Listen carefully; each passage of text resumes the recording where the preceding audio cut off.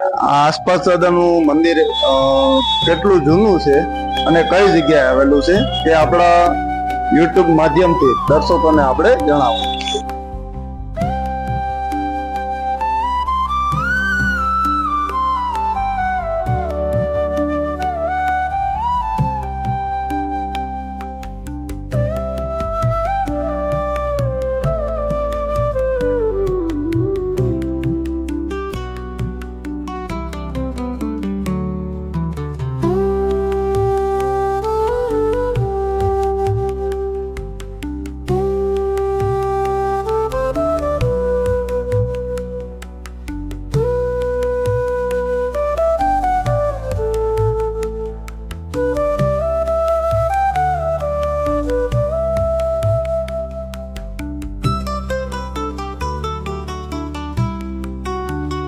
આસપાસ દાદા દર્શક મિત્રો, આપણે અત્યારે પહોંચી ગયા છે ગોળાદરા વિસ્તારમાં આવેલું છે આસપાસ દાદાનું મંદિર.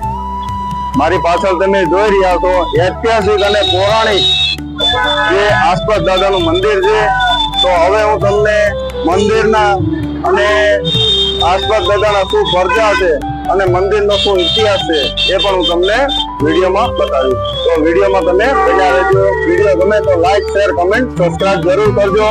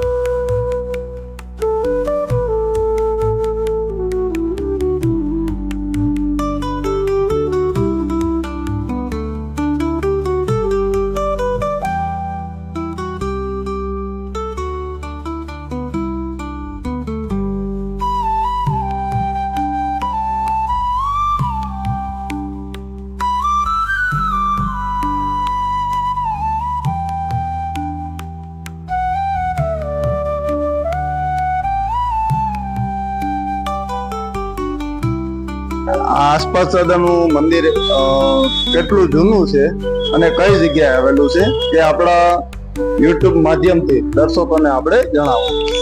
આસપાસ દાદા બે નામથી ઓળખાય છે. આસ્તિક ઋષિ મહારાજ પણ કહે છે.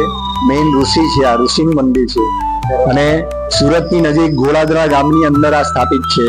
સ્વયંભૂ મૂર્તિ છે આ, ને મૂર્તિના સ્થાપના કરવામાં નથી આ સ્વયંભૂ છે.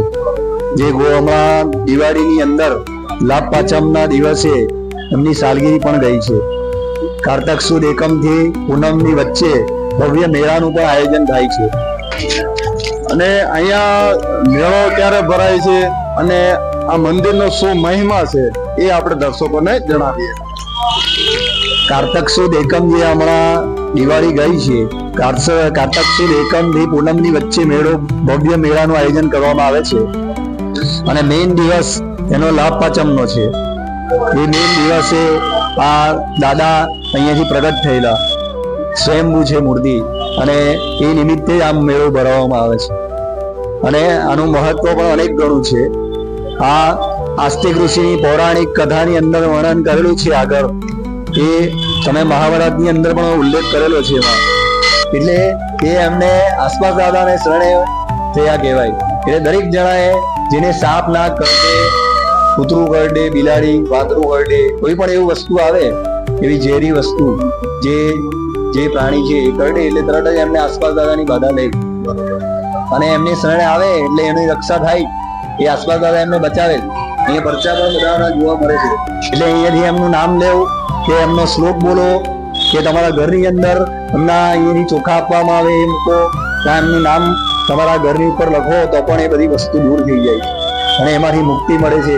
એટલે આ એનું ઘણું મહત્વ છે સર્પને લગતું. તો દર્શક મિત્રો, કોઈ પણ સાપ કે કૂતરું કે કોઈ પણ જનાવર કરડી જાય તો આસપાસ દાદાની જે માનતા રાખે તો આસપાસ દાદા પૂજારી મહારાજ છે એના, તો આપણને બહુ સરસ માહિતી આપી. તમે વિડીયોમાં બન્યા રહેજો, હજુ તમને આગળ માહિતી મળતી રહેશે. એ સારું પણ થઈ જાય છે. અહીંયા એવા બહુ ચમત્કાર થયા છે એ આપણે મહારાજ પાસે આપણે જાણ્યું અને હવે આપણે મહારાજ પાસે હજુ આસપાસ દાદાનું વધારે વર્ણન કરાવશું કે એનો મહિમા વધારે શું છે. એમનો મહિમા દર પાંચમ જે આવે છે, લાભ પાંચમ તો મોટી છે જ, પણ સુદની વધની પાંચમ હોય એ બધા ભરવા, જેમ આપણે ડાકોરમાં પૂનમ ભરવા ગઈએ ને એમ બધા આવે છે. સવાશેર ખીચડી ચડાવે, જેમ આપણે નાગ પાંચમે દૂધ નાગ દાદાને પીવડાવીએ એમ અહીંયા દૂધ ધરાવવામાં આવે, ખીચડી ચડાવવામાં આવે. પછી કોઈને આસ્થા અનુસાર, શક્તિ અનુસાર ચાંદીનો નાગ ચડાવવામાં આવે છે.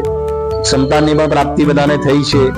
પછી કોઈને સર્પદંશ હોય તો ઝેરીમાં ઝેરી સાપનું ઝેર પણ દાદાએ ઉતાર્યું છે. અહીંયા બાધા આપીએ અને એ બાધાનું પાલન શ્રદ્ધાપૂર્વક કરવામાં આવે તો એનું રિઝલ્ટ મળે તમને. અહીંયાથી અમે દવા પણ આપીએ છીએ, એક પથ્થર જેવો એ જ્યાં તમને દંશ લાગી હોય ત્યાં લગાવવામાં આવે અને એના થકી એનું નિવારણ થાય છે. દરેકની મનોકામના સિદ્ધ થાય. જોઈ શકો છો તમે, આ કેટલા ભક્તો આવે છે. બરાબર, અત્યારે ભક્તો પણ આવેલા છે. તમે જોઈ શકો છો કે આસપાસ દાદાનો મહિમા અને એમના પરચા કેટલા છે કે જેથી કરીને અહીંયા દર્શકો વાર તહેવારે અવારનવાર આવતા રહે છે. અને બીજું કે આસપાસ દાદાનો મહિમા બહુ અતિ અને પૌરાણિક છે અને ગોળાદરા વિસ્તારમાં આવેલું છે. અને જે કોઈને આવવું હોય ત્યાં સરનામા મુજબ આવી શકો છો, લાભ લઈ શકે અને દાદાનો દર્શનનો લાભ તમે લઈ શકો છો. અને મારા યુટ્યુબ માધ્યમથી તમને જો વિડીયો ગમે તો લાઈક, શેર, કમેન્ટ અને સબસ્ક્રાઇબ જરૂર કરજો. કોઈ પરચાની વાત હોય તો તમે દર્શકોને આપણે જણાવો. બીજી વસ્તુમાં કે જેમના ઘરની અંદર કે ખેડૂતો જ્યાં ખેતરમાં કામ કરવા જાય છે, સાપ નાગ દેખાય છે, કોઈ ભયભીત થાય છે, ઘરની અંદર નીકળે, સપનાની અંદર દેખાય તો પણ એની માનતા લેવામાં આવે છે. અહીંથી ચોખા આપવામાં આવે છે, એ ઘરમાં, ખેતરમાં, વાડાની અંદર નાખવામાં આવે છે. એના થકી પણ એમનું રિઝલ્ટ મળે છે અને એમાંથી મુક્તિ મળે છે. મુક્તિ કરતા કે તમને કોઈ વસ્તુ નડતર રૂપ રહે નહીં અને તમારી રક્ષા આસપાસ દાદા કરે છે અને સંતાનને માટે પણ બાધા લે છે. અનેક ઘરોની અંદર કેટલા વર્ષો સુધી સંતાન ન હતા તો પણ અહીંયા પાંચમ કરવાની બાધા આપીએ છીએ અને એના થકી સંતાનની પણ પ્રાપ્તિ થઈ છે. તો આસપાસ દાદાના પૌરાણિક અને પરચા પણ છે, તો એ જરૂર તમે આસપાસ દાદાના દર્શન કરવા આવો. એ ગોળાદરા ગામ અને સુરત આપણે કહેવાય છે, તો જરૂર તમે દર્શન કરવા આવો. એટલે અહીંયા એક દાદાનું સ્થાન નથી, પણ અહીંયા બે દાદા છે. બીજું આ બાજુ તમે નજર કરો તો અહીં રંગઅવધૂત મહારાજ જે નારેશ્વરની અંદર આપણે જે દત્તભાવની બોલીએ છીએ એ એમની પાદુકા છે. સ્વયં રંગઅવધૂત મહારાજ 1955 ની અંદર અહીંયા પધારેલા હતા અને આ ઔદુંબરની સ્થાપના કરેલી. એક નાનો છોડવો રોપેલો બાપજીએ અને દત્તભાવની દર ગુરુવારે બોલાય છે અને એમનું નામ આગળ જાય છે.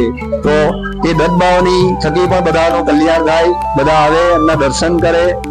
આ સાક્ષાત બીજા દાદા પણ છે અહીંયા. અત્યારે ઘટાદાર વૃક્ષ મોટું થઈ ગયું છે, એનો પણ એક મહિમા છે અને